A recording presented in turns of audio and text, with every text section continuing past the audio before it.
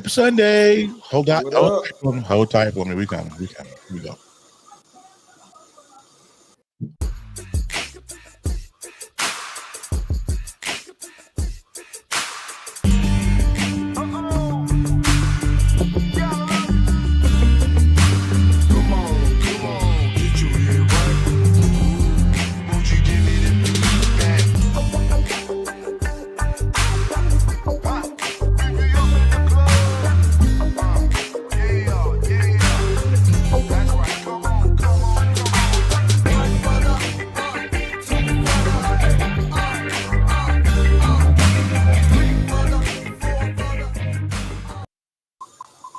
All right, and we back. What's up, y'all? Happy Sunday. Another Rich in the building.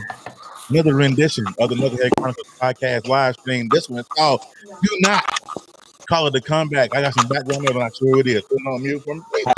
I appreciate it. So, hey, y'all. We missed y'all. So, listen. Everybody that's in here right now, please go ahead and share the broadcast because you do not want to miss this one. I got my guest sitting in the background in the green room. I'm not going to bring him out. You know, it's kind of like that Jay-Z song. You know, if you want me to come back. What how that song go? How that Encore. Don't call it a comeback. No. That's for years. No. I've been here for years. Yeah, you're talking about encore. What part was that? Can I get an encore? I got an encore. Do you want more? Encore until we're ready for him. All right. So the first thing I'm gonna do is, hey man, how was y'all week? Ephraim, how was your week, man? I know man, going through it, but I'm good, brother. I'm here. For sure. Dwayne, how was your week, man? Hey, every day above ground is a good day. So, in the words of Ice Cube, I ain't got nothing to complain about. This is a good day. Nothing. Kevin, how was your week, brother? Other than upgrading your computer, yeah, I'm gonna ride you all day, player. I knew it. See, even I told you we need your back early. Early. Just give him a hip hop reference and move on, bro. You good? You know what? My week is good. I'm blessed. I got my fiance. I'm good. I'm good with you. She right here with me. So that's what's up. We love it. Hey, Kevin, just do that to him. Just tell him stop hating. But your soul dog. Hey, man. Okay. So, like I do every single week before we get started here, of course, if you guys want to be a part of the Knucklehead Chronicles podcast revolution, you can join us. You want to donate, you can go to patreon.com/KCP podcast 2021. And I have merch at the store. If you guys can see that, it's the Knucklehead Chronicles podcast merch at teespring.com/stores/KCP podcast. All right. Also, you guys can follow us on Knucklehead Chronicles podcast.com. I had to pay that because they about to cut off my access. That thing, yeah. Give me my money, lose your website. One of the two. So go ahead and get it. All right. If anytime you want to be a part of the get messages from me, let me go live when we're doing something. I want you guys to text the word Knucklehead to 84576. Text the word Knucklehead to 84576. Of course, also you can follow us. Let me pull up my graphic here because if I don't, you can download us on Tuesdays. We go live on the Live 365 app. Just download the app and go and search for soundmachine.fm. We're live on that particular app Tuesdays at 3 p.m. Eastern Standard Time, just so you guys won't be like, what's going on? All right, and you guys don't know this, but we're also live on Charm Theory Direct TV on Facebook. That's E Digger's spot over there. So we want to shout out E Digger. We are live on E Digger. Yeah, I missed that, man. That's my boy. Look, big up to them cats from Baltimore. For sure. Amen. But with that being said, those are all of our. Kevin, are you ready, sir? Oh, you know I'm always ready. Let's do this. All right, then. That just makes me happy. Let's do it. Get ready, cause it's time for Say it with your chest. Only on the Knucklehead Chronicles podcast.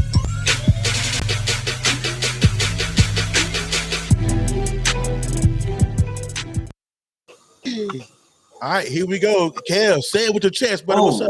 I was in the moment for a second. Shout out to you, Digger, for that one too, yo. Hey, another little issue with saying it with my chest because I definitely got to get this off today. I got some issues with people that force religion on you. I love my church. My church is I love my pastor. He's great. He's I'm kind of sad that we miss church today, but we have you have your door to door people that go by and they run up. They learn Spanish where you can't tell them, hey, yo habla en español, or you can't tell them I don't want, because they're gonna come up with a question that's gonna make you want to punch them in the throat. And I'm sorry, Jesus is on your. Tell them how you really feel. I'm just saying. Don't punch Jesus people in the throat. Yeah, I'm sorry. And it's really frustrating because a lot of these religions, they have different views of the Bible, and my problem is, if I have a different view of the Bible, don't force it on me, please. Don't. Like it's very hypocritical of you.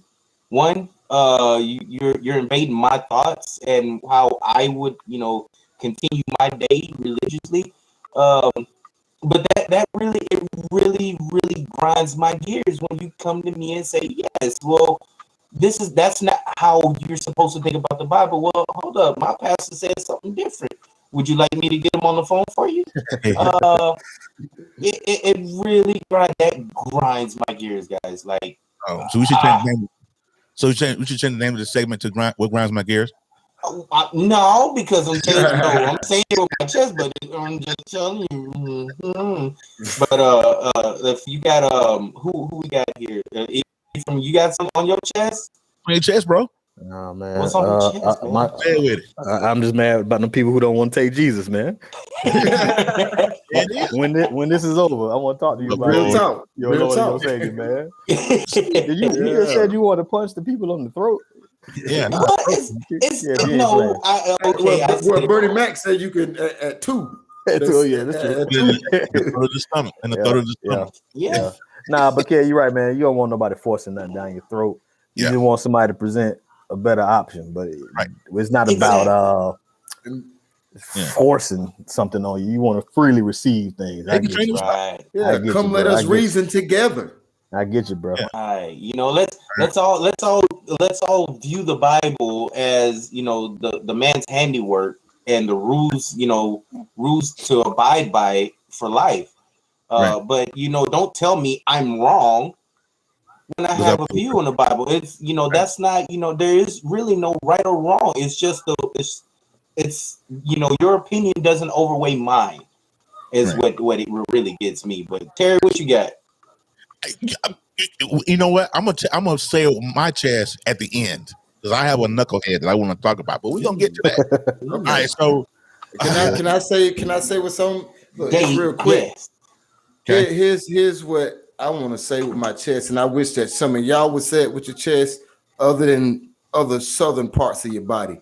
I hate when we're in Walmart, Target, wherever, and you got gas. Yeah. It's the most disrespectful thing you could do is pass gas and I smell it. I'm finna make y'all I'm gonna make y'all the same amount of mad I am, because I don't think y'all understand how mad I am when people fart in my space.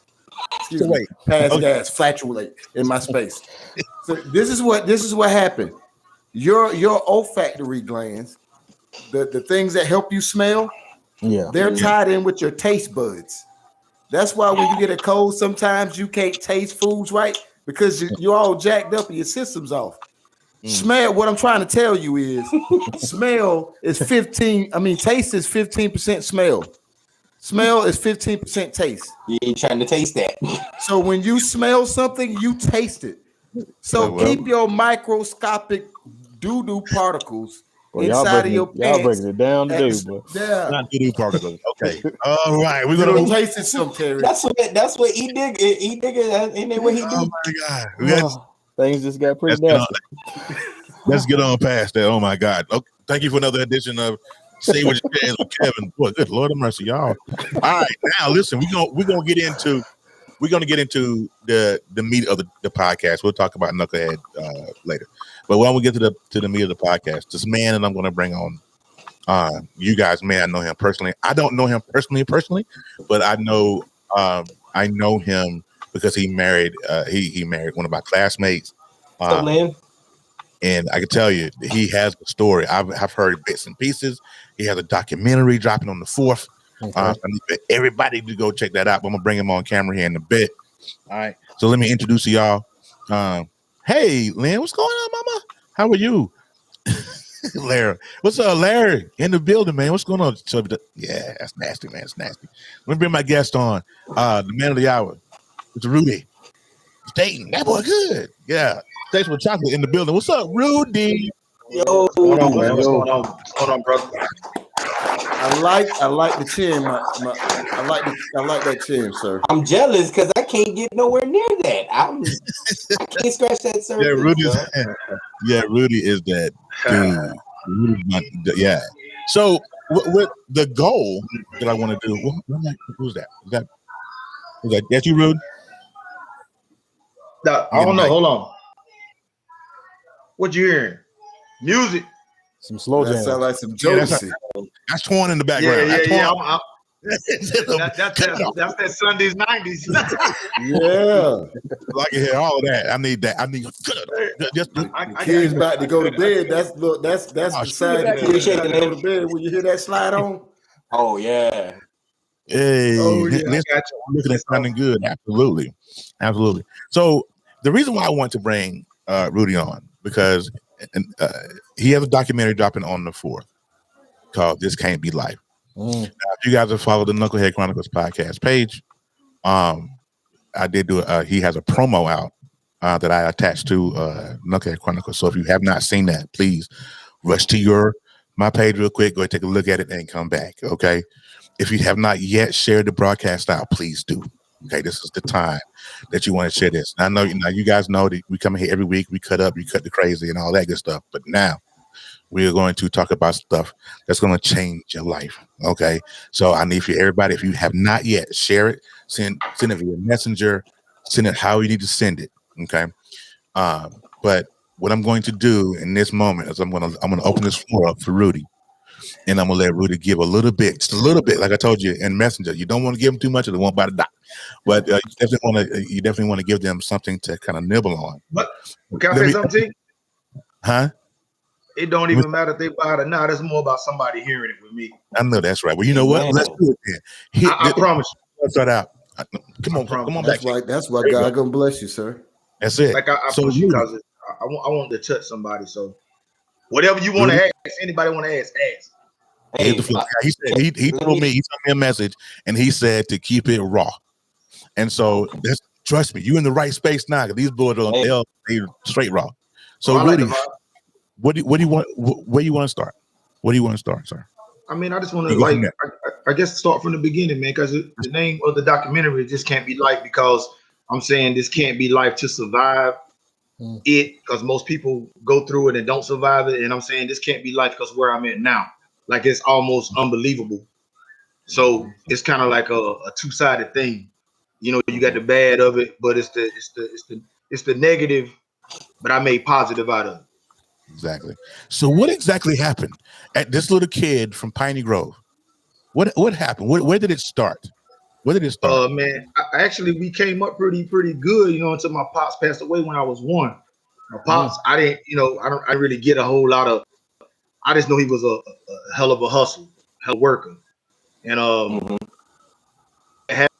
we have no insight of what was going on with the land and the property, because my dad owned like in Morrisville, so she didn't have no knowledge of what was going on.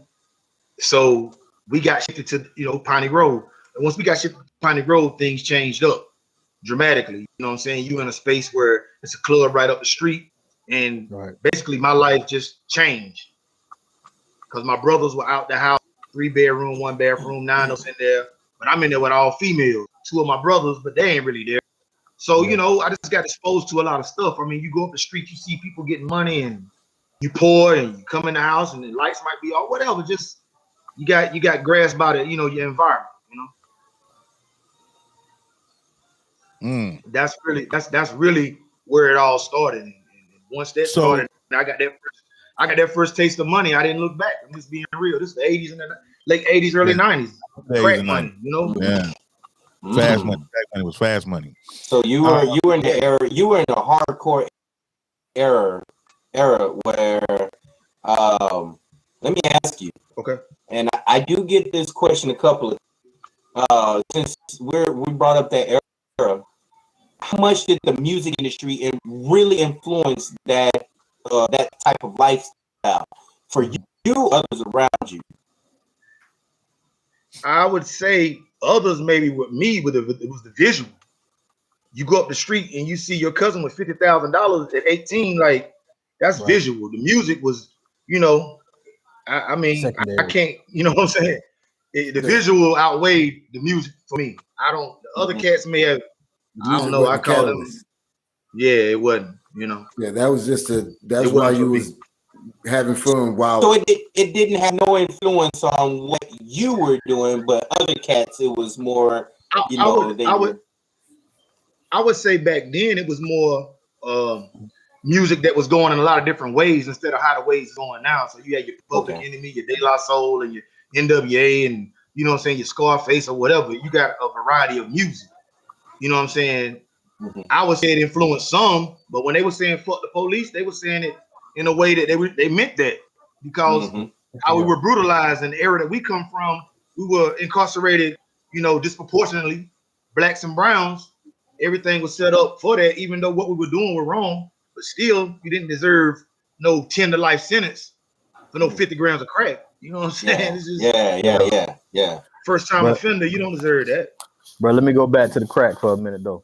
So your motivation was to get the money, obviously, right? You saw family, you saw friends, you saw that you could make the money, so you want to get it. Like, tell me some of your earlier goals when you got in the crack game. What did you have? Did you want to get that 50,000? Was it a car? Was it rent paid? What was your first goals? My first real goal was to get DJ equipment because I wanted to make more money. I always want to make more money, but it's like the lack of education that we had in comparison to now.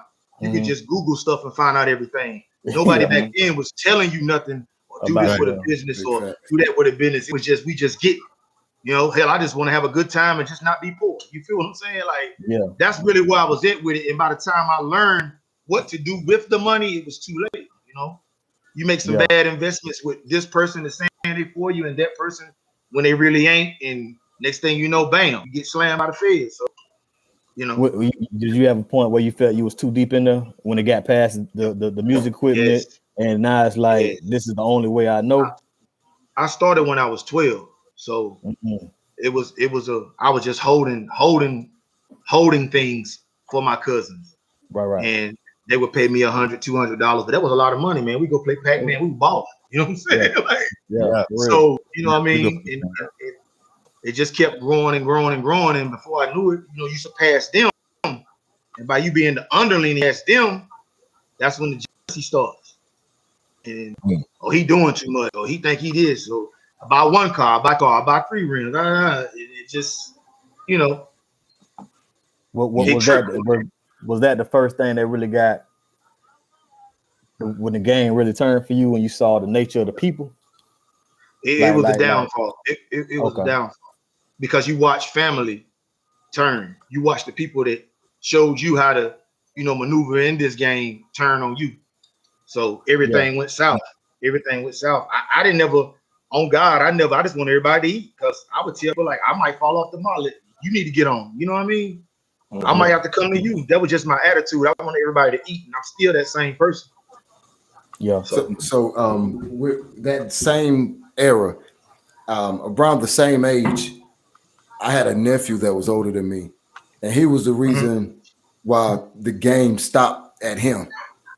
Like he called me out. I was 13 maybe, and the final straw, I stepped up from trying to serve a couple nickel bags and dime bags and selling serving a little bit of 8 balls, and he got wind from a J. And your little uncle over there, and he whooped me, took my money, took my dope, and sent me home. Like, did you have anybody in your circle, or did you see that, or was it everything? Hey, it's better over here than any other option you got? I mean, I'm gonna be honest. I told T I was gonna be honest. The craziest shit, and it's terrible. And I mean, I'm probably gonna face karma for the rest of my life for it. It's me serving my family members. You know what I mean? Because none of them cared. Like all of us about, oh, we heard you got the best flavor. So my thing was, instead of you going over here to get this front from this other dude, and he ready to crack your head, just come get it from me. You know what I mean? Yeah. So you know what I mean? It's just how it went. You know what I mean? My heart weighed heavy because I see the effects now, and I saw it then once I got incarcerated. So my thing is to get out and try to correct as much as I can. You know what I mean? Right. And So bro, I'm hoping it stops with me, but I don't know, man. Everybody, you know. Yeah. Of course, like you say, no judgment on that. For you were doing what you literally had to do. But like, at what point did you get to like where it started getting tough to serve your family, to serve your community? Like, when did that just like wake up in your head? I mean, I know early on you just getting money, but when did that really like? My last 6 months on the street. My last 6 months on the street, I knew it was over. I knew it was over because I see the police and they wouldn't pull me over. Like, we already got you. You know what I'm saying? Like, I go to the Waffle House. It was like this little see-through screen back then, and they be sitting back there, the narcs back there. They just looking. I'm in there paying for everybody food at the Waffle House on some crazy dumb shit. Young, wild, 20 years old, don't know no better. But you know, we got you. Don't worry about it. So I started feeling it, and I started watching my health fail. I'm drinking more. I'm partying more. I'm around more fake people, not realizing they're fake. And then you wake up one day, and then you get the knock. And it's over. And once I felt that, then honestly, it was like a relief, bro. I like how you put that, bro. Yeah, like you might have slept better now that it's off you. Now that it got you, it's over. Bro, I'm being straight up with you, brothers, man. Like, I don't regret not one day in there. Because I would not be where I'm at right now. Yeah. So let me ask you that. So in your promo for the doc, and you said it hurt me to my core. My heart was in my balls. Is the word you use when you got out of there. When you got out of there and there was nothing. What was that feeling? Because everybody has a certain moment in their life where it just changes. And it's like when Ephraim asked you, when did it click about about serving your family and community? Yeah. When you came out of there, first of all, before we get into that, how long? Okay, when did you get popped, and how long were you in? I will ask that. That's I'm curious. It was 1997. The state government had it first, and then once they grabbed like 42 other people that was willing to cooperate, the feds grabbed it. So when the feds grabbed it, they upped the charges to 10 to life. So I got 10 to life. I got sentenced. So I left in 97 and I came home in 2007. Was that your first? You did say 42? That was my first one and only offense, not even a speeding ticket. You did say 42 people. Is that 20 behind you? Tell her to have a seat in camera. Yeah, that's fine. You tell her to have a seat on camera. No, because I'm going to shoot her a shout out in a little bit. So I need her to say that. Hey, classmate. Down. Yeah. She couldn't hear you because I got the earphones on. That's all. I love Tor. That's my sister for real right there. I promise you. Okay, so let's do this. Okay. No, actually, he was saying 10 to life. 10 to life, yeah. And that's Rudy. That 42. How many were family, bro? Out of 42, we got too many questions. Hold on. About 22. Too many questions. Okay, so over half. Explain 10 to life, the sentence. Just 10 to life is a mandatory sentence. First time offender under the feds back then. Now they changed laws now, but back then it was, if you had 50 grams of crack, it was equivalent to 5 kilograms of powder. And you get the same sentence. So my sentence as a first time nonviolent offender carry 10 to life, meaning starting at 10, it could go to life. They can go. So your hands is kind of like in the fate of the prosecutor and the judge. Really, the prosecutor, because the judge just sitting there just whatever. Yeah. And it's all it's a money game. It's all about how How many? I'm sorry, I gotta keep it real. How many niggas can we bring in? Hey, but the DA was black or white? Just curious. I ain't trying to turn no race card. She was white. You know. Okay. Now let me ask you this. In your neighborhood where you grew up, how many brothers you saw in the street pushing powder? It was more people. It was really more doing than pushing. But then we was like the first. White folks having that power. We was like the first point. We was the first wave of the federal government, like really coming in my neighborhood. So I was just trying to tell them, like, bro, this shit is serious. Like 50 grams of this shit get you, you know what I mean? Like, but everybody was like, you know, they ain't seeing it because you get caught up into the wave of the lifestyle, and you know. But the thing what you just said, my brother, I can't on my screen I can't really see, but I know you got the green background. But I want to say this: it's the same.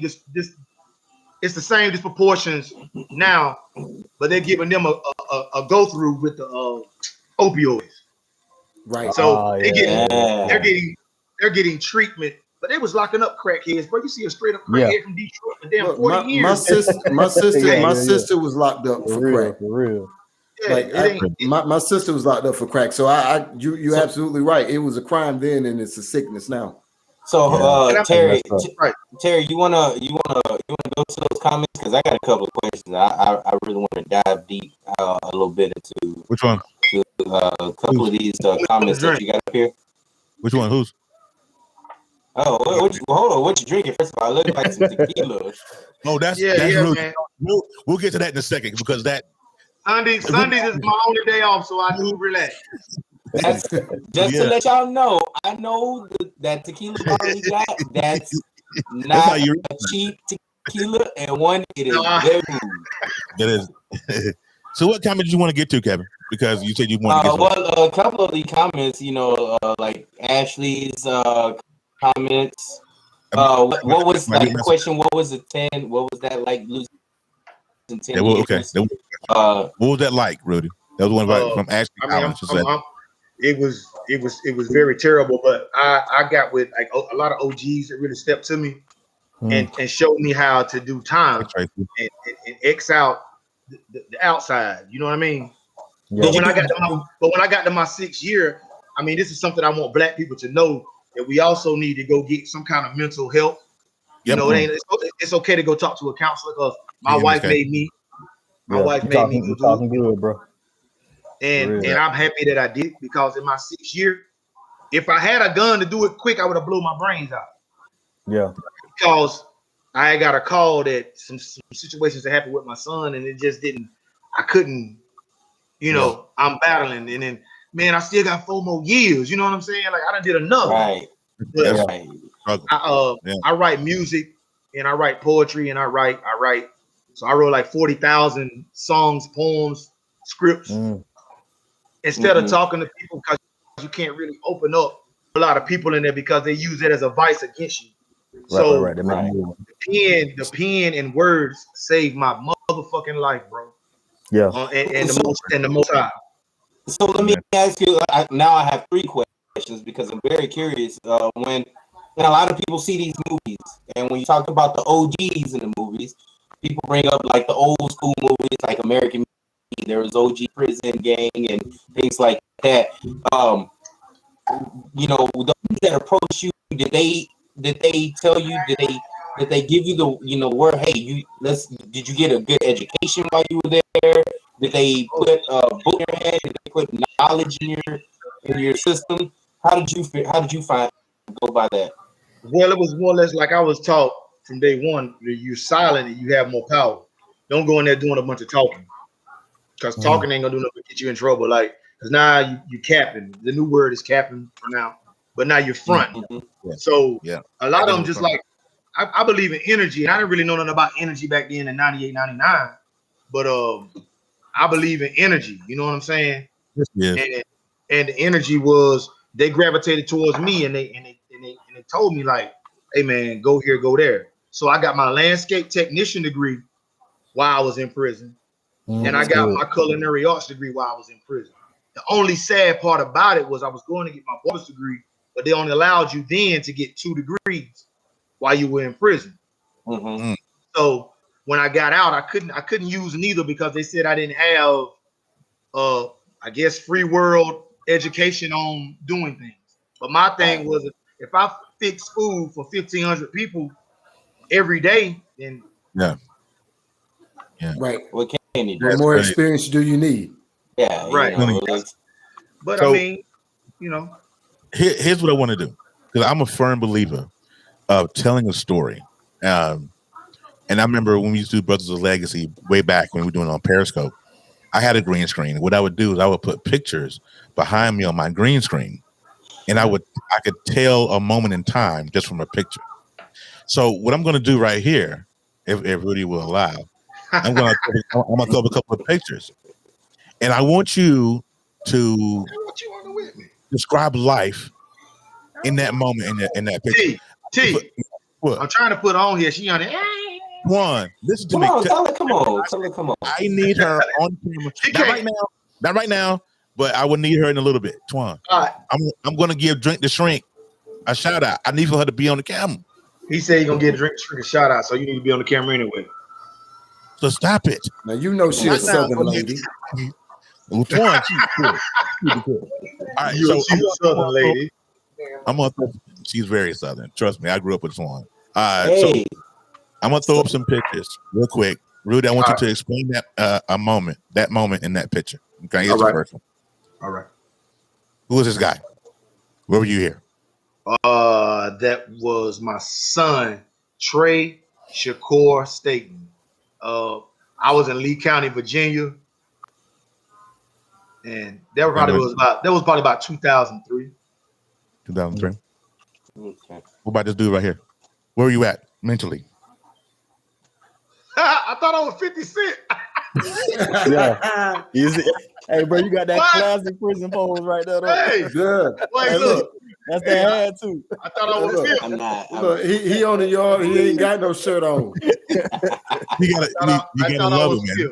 I thought I was no waves though, bro. You gotta love it. You gotta love it. Yeah. So when you see this picture, what comes to mind? Oh fuck! Shit, that's where it all started. That was Petersburg Low. MCI, the Federal Correctional Institution. He posted the other day. I had a snack. What about this? Lee County, the worst shit ever in life you could ever go through and experience. They don't even have running water in the community. Wow. The community has never really, 80% of the community has never seen a man of dark skin color in their life in person. Wow. I mean, you can Google this. This is facts. I'm not capped. This is real. That's crazy. Wow. So let's do this. So they put a prison complex in that town to make the economy go up. Okay. Come on through here. And then it further perpetuates the way they look at us. Right. So now you saying, my brother, like $8,000 a year is what they were making, and now they're making $32,000. Oh, they got uppity quick. Oh my God, they coming through with GMC Yukons and Escalade. They can't tell them nothing. Hey, you gotta love them. So okay, the documentary is going to talk about the comeback and where you started and where you came from, and we're going to kind of do that here as well. There are certain points, there are certain parts of life where certain people change the way you see things. Mm-hmm. When certain people come in and change your life totally. Do me a favor, Rudy. Who is this? That's my motherfucking wife. She. Look at it. Throw it up. And I look at these pictures. They post pictures all the time. They go on vacations and they're always doing stuff. Man, y'all are a gorgeous couple, man. Yeah, I love it. I love it. That's great. I love a powerful couple. I love I find true inspiration from couples that really grind, couples that really do it. Okay, so a question for you and her, just to mesh it together. How long? Well, first, how long have y'all been together? We've been together for 6 years. Mm-hmm. Right. Okay. Sounds about right. Yeah. So, And married 5 because we knew what the hell was going on the first. But So- no, Rudy, tell them where you slept when you first met Twunk. Hey, see, this is the thing. When I first met my wife, and I want to clear this because we got to clear this up a little. A little So bit. when Go you ahead. say I slept on the floor, I was on the floor. Okay. But I was in the process of moving out of the house because I was gonna go to Atlanta. I gave up on my area. But just by you telling a woman that's a registered nurse that Right. you sleeping on the goddamn floor, Yeah. they ain't finna come on there and fuck with you. Nah. Yeah. I mean, I had a nice, the house was nice. I had a couple of cars, paid Lexus, whatever, but I just kept it real, man. I just feel like if I'm telling the truth. Fuck it. I ain't just, I'm going all out. I told the truth. Next thing I know, here she was on the damn floor with me, goddamn every night. Yeah. Let me tell you something. She already done laid claim to it. Yeah. So She knew what it was. what's your true inspiration? What type of inspiration does she provide to you as a sole individual? That's the question. Man, it was this. I want to hear this. This right here is I don't even think she even really realized this. I always promoted parties and DJ and how she came through like and always was fresh and fly and showed love and shared it. That right there meant more to me than anything. That was like a defining moment before we got married. And then since we've been married, she's always supported me like in everything that I believe in, even if it's I think real big and out of order. You know what I'm saying? She thinks more compact. I get it, but I'm the one that thinks, you know what I mean? Baby, I go all in. If I got 10,000, I'll put 9,500. That's just me. And I'll put in 1,000. Yeah. but that's that balance though. That's what I wanted. That cluster. It's that she literally spoke your how do you say it? Your language love. She spoke your language and you hers.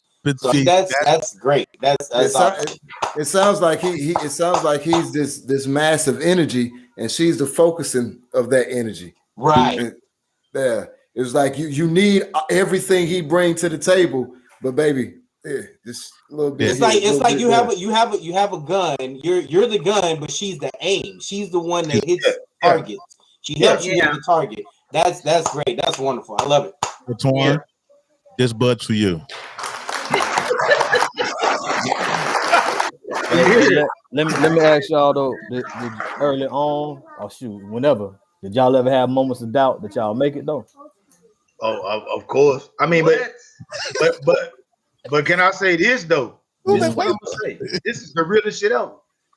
85% dopeness, 15%.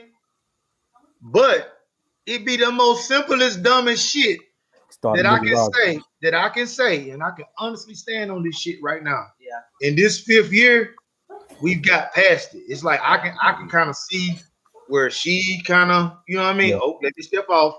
Let me go head on and ride out. Let me put my music on. Let me go to the basement. Happy I got a basement. Yeah, I want a basement, man. I want a basement.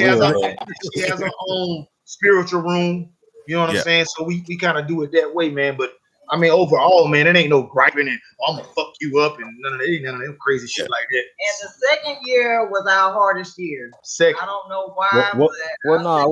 Push that for me. What made it so hard though? We bumped heads. It was comprehension because our communication has always been really well, but he's more sensitive than me. You would think that would be like vice versa, but I had to be more loving, more understanding. I had to choose words that he could relate to, and we had to do all this through counseling. That's why we encourage married couples to go get counseling. Even before, even during, you're gonna need that because I'm telling you, that just made our bond stronger. We knew that we were not gonna get divorced. We knew we were not gonna end it. We are in this till the wheels fall off. So we just gotta put forth that work. Just like you go in and do 8 hours a day and you put forth that work, you gotta put forth that work when you come home to your mate. So many people they stay away from that counseling. What made y'all in year 2 go against the grind. Like a lot of black folk don't even go to counseling 50 years in the game, and y'all were there year 2. How'd y'all do that? Well, with me, it was like I wanted my marriage to work. Yeah. Okay. We wanted it to work. Yeah. And I understood, like, I am sensitive because I'm sensitive to somebody that I love. Right. So I take it. If you a hater, I don't care. You know what I'm saying? Right. But you're my wife, so I really care what you think. It matters. So it matters. And I done been through so many heartbreaks with family and just with the BS that I felt like I needed to identify with some of my personal issues.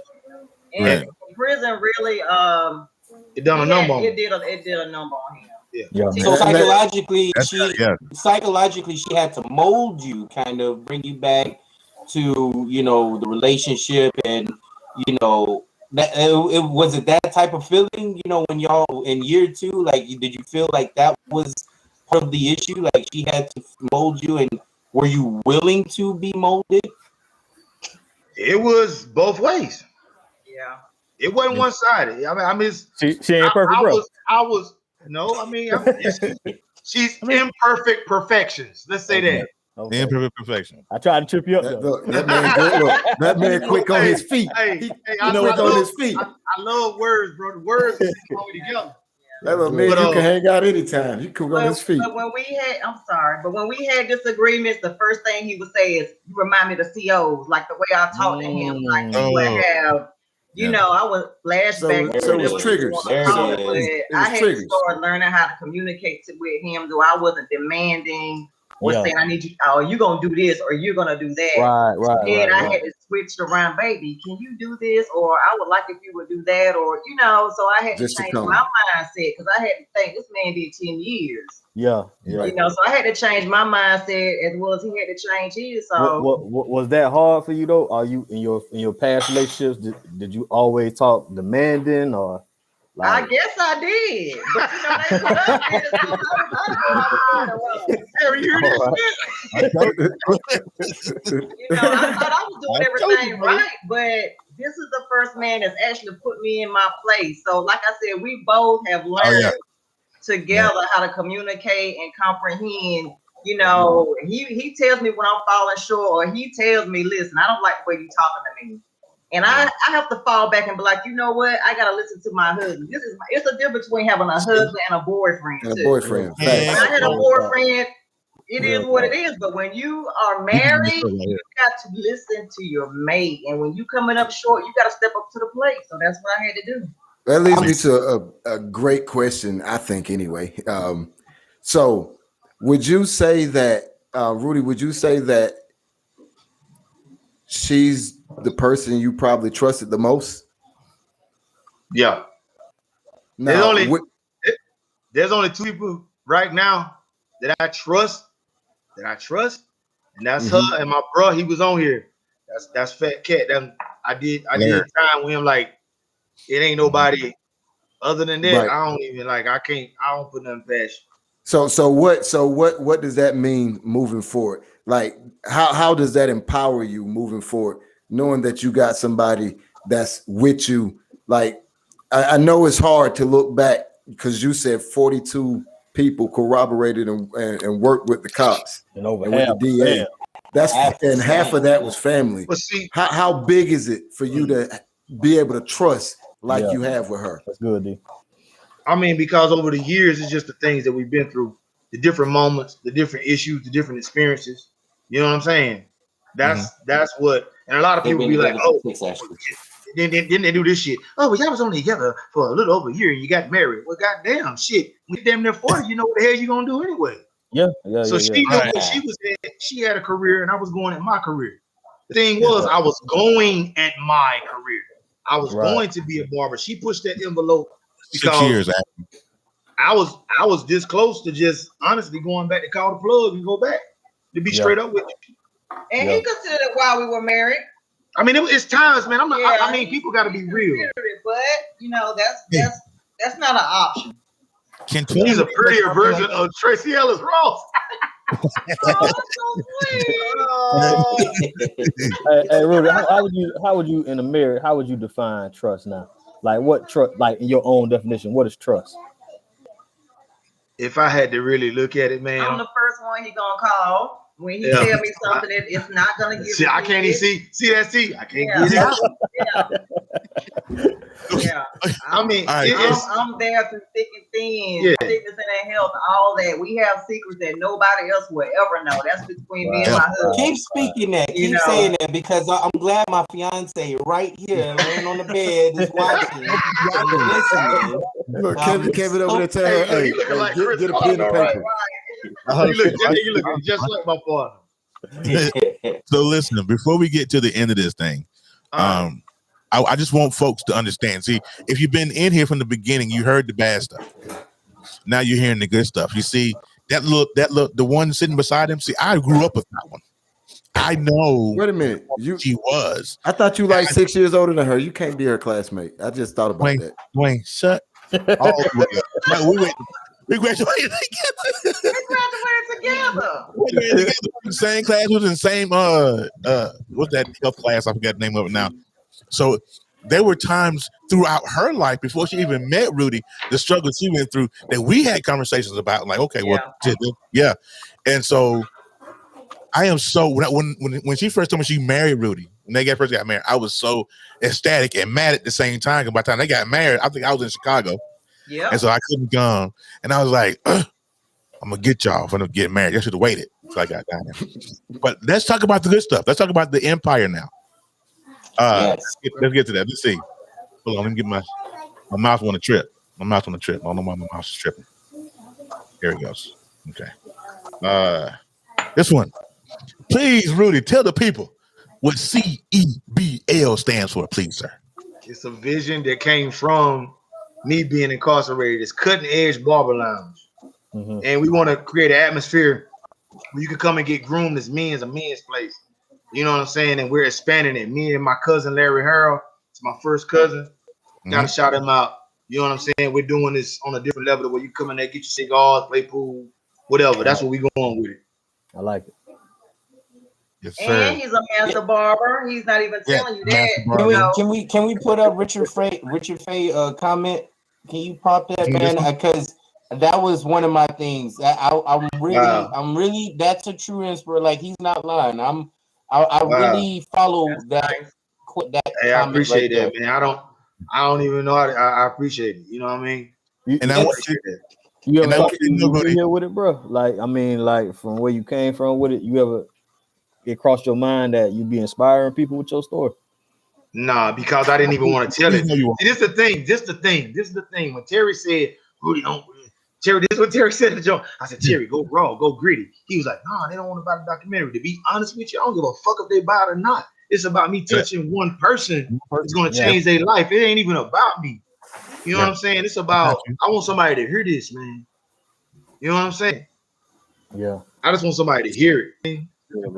And when I say this, that's good. That's good. And Richard, I don't know if you don't know this, but Richard is in London, UK. So it just I didn't even know that. Know who you're touching and where they are in this world. You just never know. Impact. That's why we say always tell your story. Always tell your story. I absolutely love your story. He's also an awesome DJ. I think I tagged Kevin and Dwayne when he was doing a session the other night. Mm-hmm. If y'all ain't never heard this man get down on the tables. That was But definitely go to Mixcloud. Go to Mixcloud DLG Black though. Like, you can get 14 mixtapes for free. And I will travel. I didn't know. I did not know that was him, bro. I did not know it was him. You got to pay for That's all I got. If y'all have never heard him get down on the tables, you're truly missing out. I did not know it was him. He be doing it. Let me encourage you, Rudy. Bro, I got a nephew that's been in for 28 years now, and he's up for parole. And I just spoke to the parole board on his behalf last month. And we're praying and hoping that he gets the chance that you've gotten. And the thing is, never sell yourself short. Like, and when I say that, what I mean is this: talk about who you are, because it matters. Talk about what you came from and where you was and what you got now and where you're going. Wow. Because young brothers who are coming out, who don't have somebody like your wife, and the maybe the few people here and there that you can go to, they may not ever get what you can give them in a glimpse. So shout yourself out. Don't ever feel bad about it. Tell them, yeah, I DJ, I do this, because now there's somebody over here who like music, and it's a conversation they can have with you.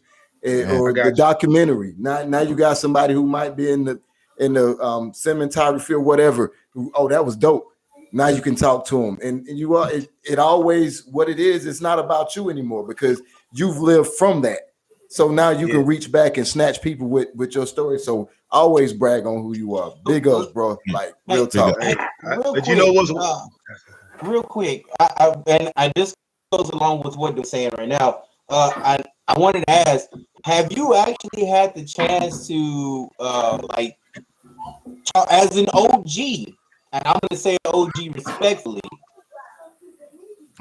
as an OG, have you had the opportunity to maybe talk to these little rascals on the street, say, hey, you got better out there for you, or you know these little knuckleheads out here that want to be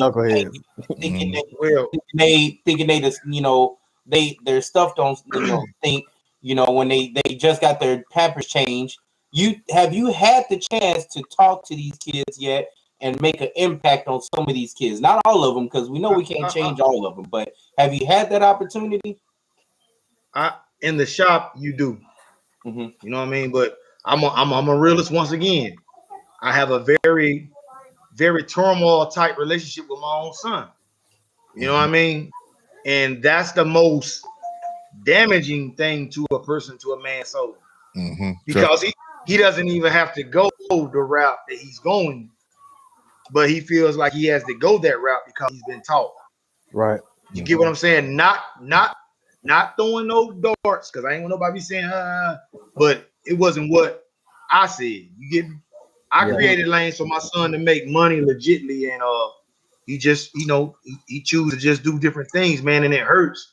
But I have changed at least 3 or 4 lives that I know, and I see them in college now, and I mean, I silently clap because I'm not the type of person to go and I just fed the homeless, and I'm not that person. Oh, that's I fruit, just bro. do it and we keep moving. That's fruit. That reproduces itself. Everything because he what did I in give those out, 3. Yes, sir. So I definitely feel you, bro. Like every chance I get, I speak to the youth. Every chance. They sit in my chair, I talk to them and tell them, you do not want to be me. Learn from my mistakes. Be wise. Look at me. I lost 10 and I gave him 5 years probation. I'm here, but Lord knows you don't even understand what it took from being homeless, sleeping in cars and vans and truck stop showers and bad relationships. You know what I'm saying? Like, been there, done that. Nobody get it. Been there. We all, you know what I'm saying? So just to be where I'm at now, I'm happy, man. Okay. So what I want to do now, before we get into Knucklehead of the Week, I want to shout Lynn Latoine out real quick. She's sitting right there beside him. For those of us who are in the market to lose weight, if you want to lose weight, this right here, drink this drink with Linya. All that number. All right. She has. I was at her tell you about it. Lynn, tell us about it, because I've been meaning to buy some from you. He want to know about this shit. And this shit, hey boy, you lose weight like you on crack. I need. Hey, can I get some crack in the bottle? That's a plug right there. That's a plug. Can I get some crack in the bottle? My wedding coming up in July. Can I get some crack in the bottle? Hey man, no lie, man. I'm gonna let you on crack. Wow. You got to hit her up. You got to hit her up. I'm gonna let. I mean, and I'm being real with you. I was optimistic. You know, it works, bro. It works. Yeah. I'm down from 210 to 197. Ooh, I need to get on that. Yeah. I'm telling you, it's all natural. It doesn't have any caffeine. So basically, what it does is it cleanses your colon. So basically, you're gonna drink this on a daily basis. You get a 7-day supply, and it does help you have frequent bathroom visits. Which means is you're gonna lose that bloating, you're gonna lose those inches, and you're gonna have more really like the cause to the weight. A lot of is the colon. Yep. Yep, because I was having trouble losing like that last 10 pounds, and I was always bloated. So that's why I started drinking it. And once I started drinking it and I saw how effective it was, then I started promoting it and started to be a distributor myself. So it does work. I have customers that no longer take their blood pressure medicine, customers that are diabetics and their A1Cs are regulated. They don't have to do the insulin anymore. And I had one client that tell me he had a fatty liver. He just went back to the doctor and his labs tag, he's good to go. So I support it. Y'all better start cleaning. Look, y'all better shrink to drink to shrink. Go out and get you some drink to shrink and get that blockage that's holding you down up at you. Come on, shit. You better preach, boy. All right, I need to holler at you because I need to lose weight before my wedding. Hit her up. Yeah, seriously, you need to. Hit her up. It's for me to lose it because you guys have testosterone, which is another good thing for you. Weight loss is very easy for men to lose compared to us women. So he's dropped like 20 pounds. I would like to say I can drop that because of my dad's good genes. Thank you, Daddy. So, but yeah, I definitely got to hit you up. I really want to do that. That would be something I want to invest in for sure. Yeah, she's good. And I do ship, so yes, if you're interested in it to you, I can ship it to you. Dead serious. All right, we gonna link up. All right, you guys. Before we get into Knucklehead of the Week, so Rudy, what we're gonna do? We're gonna get into Knucklehead of the Week, but you're gonna close out our show. So while we're doing Knucklehead of the Week, you're gonna end with guest final thought.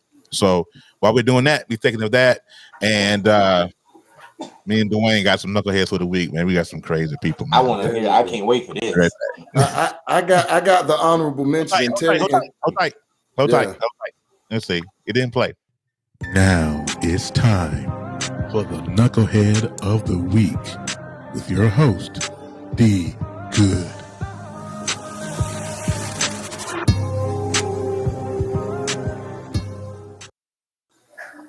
All right, Dwayne.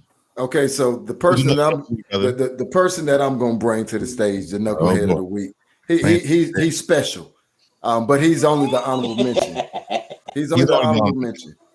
Terry's going to bring the Knucklehead of the Week, but first up, who is that? Look, ladies and gentlemen, it is Corona season in America still. But if you can do a crime and your mask don't disguise you, then you shouldn't do a crime. Even with his mask on, he has like 20 different identifiable markers on him. Wow. So, Takashi 85. If coronavirus had a face. Yeah. Right. So this 20-year-old man from Jolie, he was arrested for car theft and fleeing police. Jacob Delgado of, I'm not going to give out his address, you can find him though, was arrested along with Renwick and Frontage on Wednesday morning just after 8:30. He faces three felony counts, including vehicle theft, fleeing police, and attempted to elude officers. I don't know what the brother was thinking. They gonna find you. You can't hide. Either that or make up all day. That's weird. What's up, HD? I mean, okay. That was gonna be. You're gonna get a sound for that. Hey, bro, come on now, dog. Come on, man. Bruh, what are you thinking at this joint, man? Boy, y'all wildin'. Thinking, man. I don't understand it. I don't understand it. It's crazy to me. So let me get. I have a bonus Knucklehead this week. Okay, are you guys familiar with a young lady by the name of Tracy Barbie? Just say no. Just okay. Tracy Barbie. Let me play this. Hold on. Sounds like an OnlyFans page. Nah. She ain't OnlyFans, buddy. She's not OnlyFans. Here we go. I'm not gonna do this with you. I'm gonna do this. Sorry, my bad. Black guys are not attractive. They are ugly. They're ghetto. They're nowhere near attractive. You want to read it? You want to watch it again? Yeah. Okay. No, because I don't even. This is a TikTok. Hold on, Dwayne. You don't see it. Hold on. This is a TikTok because I'm only going to play her portion because it's a duet on TikTok. Okay. Black guys are not attractive. They are ugly. They're ghetto. They're nowhere near attractive. She said black guys or fat guys? Black guys. Oh, man, I'm fat and black. Wait a minute. Unattractive. I'm offended. And the reason why she's Knucklehead of the Week is because this particular video went viral on TikTok. And so everybody's duetting it and stitching. If you know anything about TikTok, and I know Kevin's on there, you can duet and stitch a lot of these videos. But this young lady in particular, does anybody watch Catfish? The show? Yeah. Mm-hmm. She was on Catfish. And she was also on Dr. Phil because she is, but they think they qualify her as being mental because she dates, she dates Caucasians, and that's fine. I'm married to a white girl. You know what I'm saying? So, but to down my sisters and brothers, that's a little bit nuts. And so please believe that TikTok went absolutely nuts on that video. And this particular video, I watched this one guy's response, and he said, she should be careful. Yeah, that's it. Looked like a thing. I don't want to become what, because that makes her a super easy target. And although she might deserve it, she's still a sister, and even in her ignorance. Oh no, the black delegation thinks otherwise, brother. I know. I understand, but maybe we shouldn't perpetuate. I don't know. The black delegation would actually like to make a trade. We've been trying we would like to trade her. Trade her. we're trying to trade. We would like to trade it to the Asian community. They declined too. They declined too. Look, if I won't save right now, you know how many jokes I could come up with. And I ain't want to do it to her.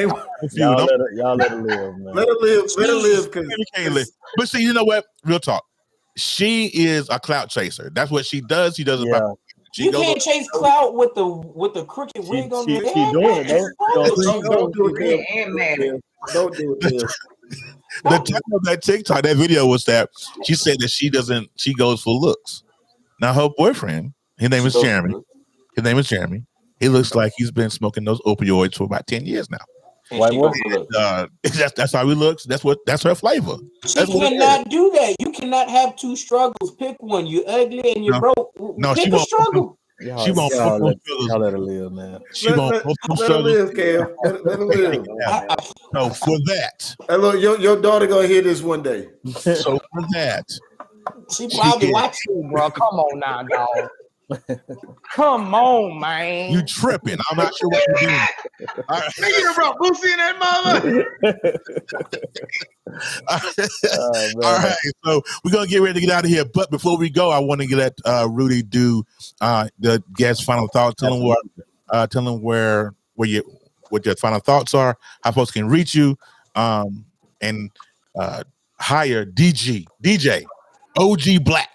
If y'all want to hire him, he's going to break it down for you. But Rudy, you get the floor. All right, man. DJ OG Black, you can hit me up at 704-449-5205. Please text, because I do not answer calls that I do not know. And you can also reach me at Willie Staton 83@gmail.com. You know what I'm saying? And my last thoughts is, man, I'm just proud to be amongst other black brothers who got a platform trying to really make a change. And my whole thing is to make a change for somebody, man. I just hope it touch one person, because I really look at my life like I ain't even supposed to be here right now, man, but I'm here. And I'm gonna enjoy every damn moment until I go. You know what I mean? And I'm trying to show that it's a flip side to the side that they glorify. They glorify all the, the money, but nobody never talks about the other side. And the other side needs to be talked about, because we all know, once somebody go to prison, he's left. Your family pretty much don't care about him unless they feel like he got something out here that they can get. So a person needs to know, man, just because that person is in there, don't throw them away. And I got thrown away by a lot of people. I'm not saying everybody, but a lot of people. And still, when I came home, they didn't believe. Now I'm where I'm at. Everybody feels like you owe them something. I don't owe you shit. I did this from my mistakes, my sacrifices, and my consequences. And I'm speaking from my mistakes, hoping that it would change at least just one. I don't care, just one. Just one youth, just one black. you 35 and up, I ain't talking to you because you ain't gonna never get it. But I'm talking about youth that's out here doing it different. Because if you 35 and up, you're already thinking the way you think. Yeah. You know, but I honestly, I'm praying, man, because it's a beautiful thing to have somebody that love you and to be respected and to be loved, man. Hey Terry, I appreciate this shit to the greatest. Man. For sure. You know, I love to do it with a vine, baby. I'm here all day for you. You know that. Anytime I'm home, I always try to get a hold of Rudy, try to get my haircut. Anytime I go, like so.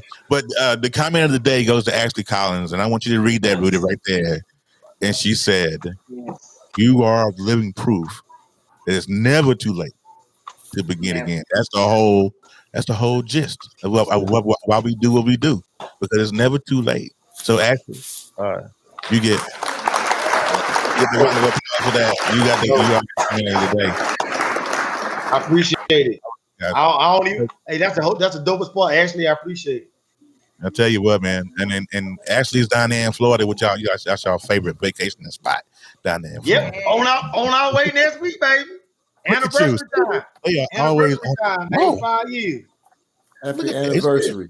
Hey, and make sure y'all have Raphael Sadiq playing in the car now. the whole way there. The whole way there. You got Raphael Sadiq playing. That's my dude. I was gonna say some Earth, Wind, and Fire.